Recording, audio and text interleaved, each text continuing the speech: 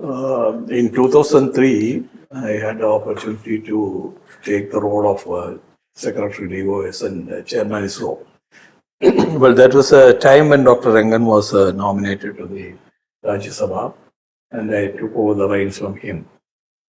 But I'm really happy that I had experience and expertise as well as the technologies built up by great personalities, starting from Dr. Sarabhai, then Professor Sadhi Savan, then afterwards Dr. Professor Rao, Dr. Kasturanga, and so on.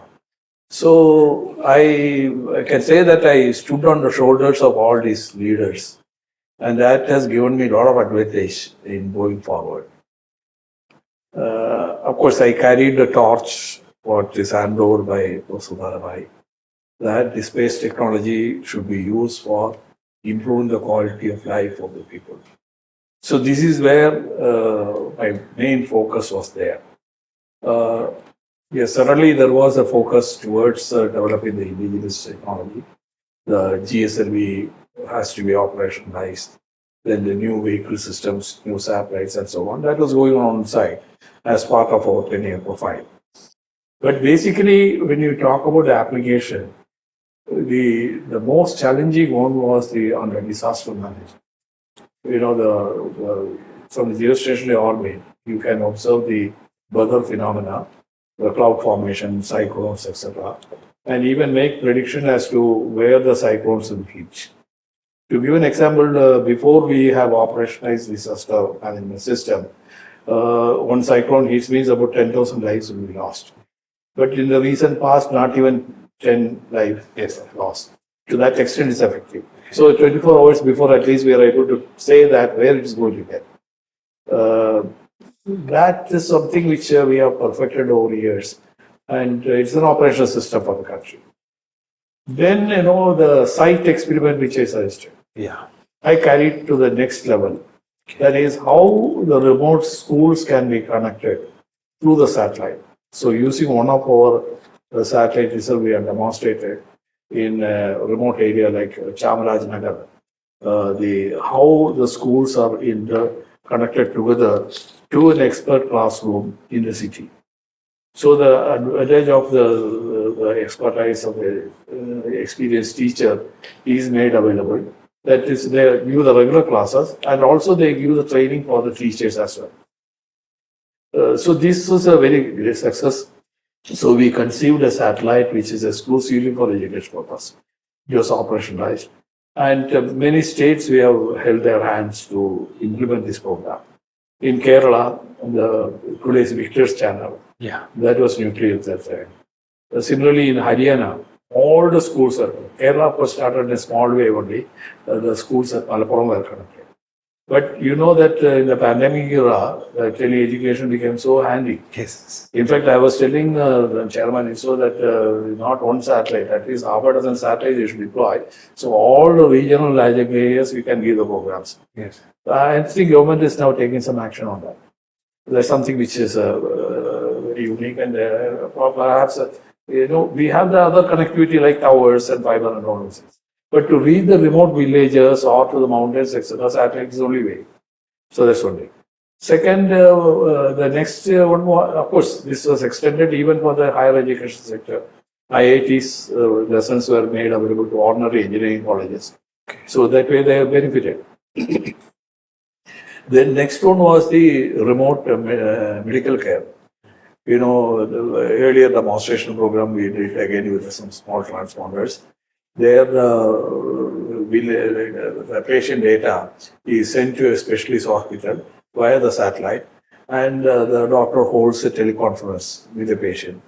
The typical example was Narayana Hrudayalaya, Devi Shetty. You know. Okay. He was giving consultation to Assam and Meghalaya and those Northeast, yeah. So I was really impressed. One of the things I was watching, one lady comes with a child in hand, crying, and then this man classified her, then talked to her, then looked at all the data and everything, and immediate some medications and all suggested. And after some time, he said, okay, this needs some intervention. So he suggested the hospital, etc. So about 2,000 kilometers across, the service was provided. That was expanded to something like 300 specialty hospitals in the country, which can be accessed by the people in several areas.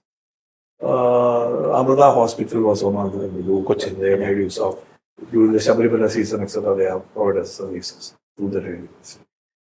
Telemedicine, tele-education, and weather forecasting.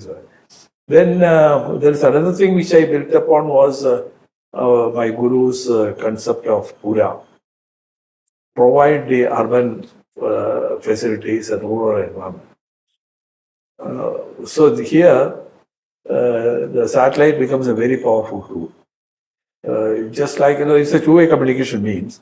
So in the village center, you provide a computer with a satellite connectivity. It can be used for several purposes. It can be used for telemedicine first of all.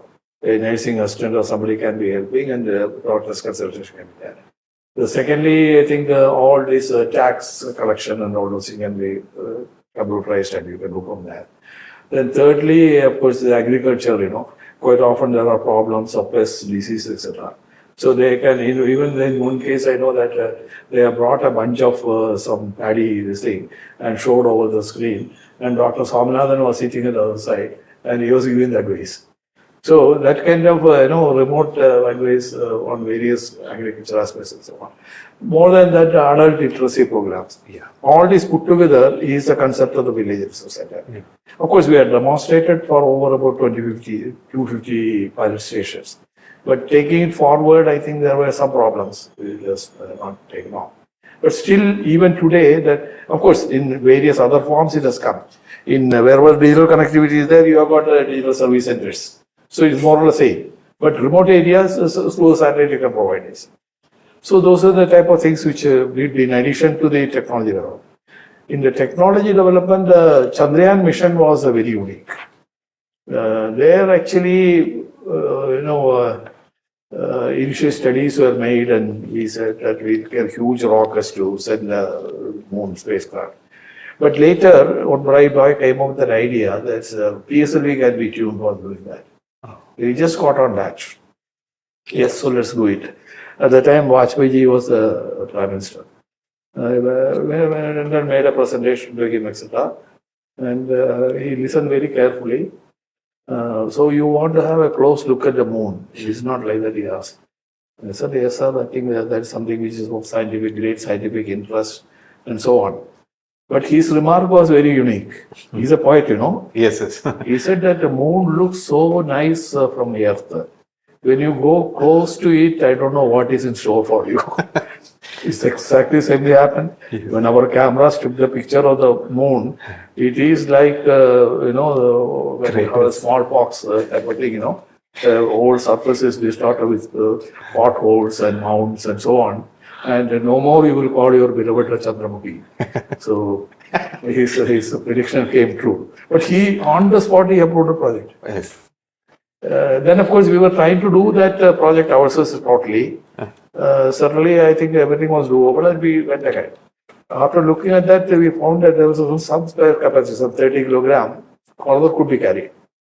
And at the time, I thought, why not we use this opportunity to strengthen our international relation? So we threw open a challenge to the international community. So NASA and ESA, they came forward. They offered some instruments from their side to be flown along with our instruments.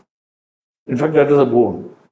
The NASA's radar and our multispectral imager put together, that is the one which has confirmed the presence of water on the moon for the first time. Okay. So that's a very unique achievement as far as the moon mission is concerned.